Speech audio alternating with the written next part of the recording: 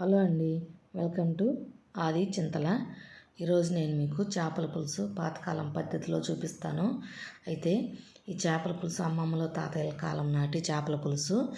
ఈ చేపల పులుసు ఇలా చేసుకుంటే బాగుంటుంది. ఓల్డ్ ఈజ్ గోల్డ్ అంటారు కదా. ఎప్పుడు మనము పెద్దవాళ్ళు చేసే కూరలు, పెద్దవాళ్ళు చేసే పనులు మనకి ఎప్పుడు ఓల్డ్ అయినా సరే అవి బాగుంటాయి. అయితే ఇప్పుడు మనము ఈ చేపల పులుసు ప్రాసెస్లోకి వెళ్దాము. ఫస్ట్ అయితే ముందుగా ధనియాలు, జీలకర్ర, మెంతులు, రెండే లవంగాలు, ఆ 2 లవంగాలకు తగ్గట్టు చెక్క, ఇవన్నీ కలిపి లైట్గా వేయించుకోవాలి. వేయించుకొని పొడి చేసుకోవాలి. దాంట్లోకి కొంచెం కొబ్బరి వేసుకోవాలి. కొబ్బరి చాలామంది వేయరు, కానీ కొబ్బరి ఎక్కువ వేసుకోకూడదు. అలా అని అస్సలు వేసుకోకుండా కూడా ఉండకూడదు. కానీ ఆ కొబ్బరి కొంచెం వేసుకుంటే టేస్ట్ బాగుంటుంది. కొబ్బరి తర్వాత అల్లం, వెల్లుల్లి వేసి మెత్తగా గ్రైండ్ చేసుకోవాలి. ఈ గ్రైండ్ చేసుకున్న దాన్ని పక్కన పెట్టుకోవాలి. ముందుగా చేపలు శుభ్రంగా కడిగి పెట్టుకున్నాం కదా, ఈ చేపల్లోకి ఉల్లిపాయలు, పచ్చిమిర్చి, ఈ ఉల్లిపాయలు కూడా పెద్ద పెద్ద ముక్కలు కట్ చేసుకోవాలి. అలా కట్ చేసుకుంటేనే చేపల పులుసులోకి బాగుంటుంది. ఉల్లిపాయలు, పచ్చిమిరపకాయలు వేసేసి ఉప్పు, పసుపు, కారం, ముందుగా గ్రైండ్ చేసి పెట్టుకున్న మసాలా ముద్ద, ఇవన్నీ వేసేసి దాంట్లో కొంచెం నూనె వేసేసి అల్లం వెల్లుల్లి పేస్ట్ కూడా కొంచెం వేసుకుంటే బాగుంటుంది. ఒక అరగంట సేపు మ్యారినేట్ చేసి పెట్టుకోవాలి. ఈ చేపల పులుసులోకి మ్యారినేట్ చేసి పెట్టుకుంటే ఈ మసాలా అంతా వెళ్ళి ముక్కకు బట్టి బాగుంటుంది. ఇది అయిపోయి ఒక అరగంట మ్యారినేట్ చేసుకున్న తర్వాత చింతపండు బాగా చిక్కగా కలిపి పులుసు తీసుకొని దాంట్లో వేసుకోవాలి.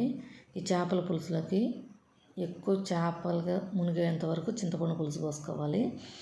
అయితే ఈ చేపల పులుసులోకి కేజీకి 150 గ్రామ్స్ ఖచ్చితంగా చింతపండు పడుతుంది.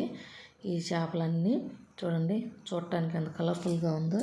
ఇలాగన్నీ చేపల పులుసుకి మూత పెట్టేసుకొని గ్యాస్ ముట్టించుకొని, ఇది హై ఫ్లేమ్లో పెట్టుకోకూడదు, స్లోగా పెట్టుకోకుండా మీడియం ఫ్లేమ్లో పెట్టుకొని కొంచెం టాస్ చేస్తే ముక్కల్ని బాగుంటుంది.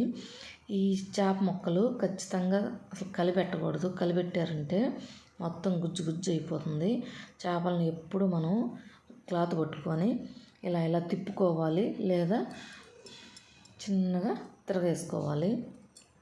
అయిపోయిన తర్వాత ఈ చేపల పులుసు బాగా ఒక 15-20 మినిట్స్ కనుక మరిగితే చేపల పులుసు చాలా వరకు దగ్గర పడ్డట్టే. ఈ చేపల పులుసు నాకు మా నాన్న నేర్పించాడు.